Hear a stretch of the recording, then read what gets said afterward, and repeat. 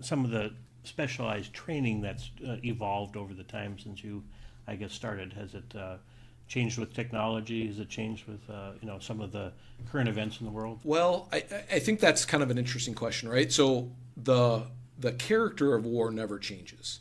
And so I think that's an important delineation. So fog, friction, chance, uncertainty, a commander's coup d'oeil or his vision to see through that fog and friction, and then make ultimately a better decision, or at least not a wrong decision, to be victorious. The character of war, which I think is what you're speaking to, changes and evolves given advances in technology, given changes in weapon systems.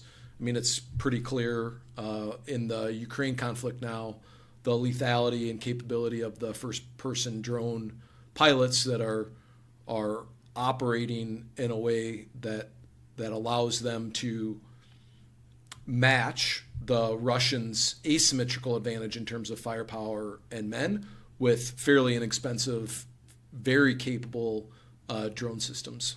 Mm-hmm.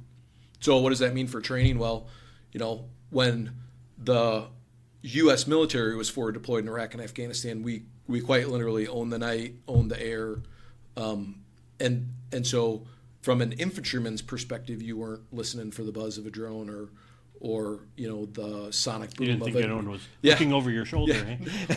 Or going to drop some charge on you in sort of an unexpected way. So yeah, those certainly have added another layer of complexity to the contemporary operating environment that our services are currently training for. We've all seen that videos or some video of someone actually being chased with a drone at this point. Right. That's something unimaginable only maybe a decade ago.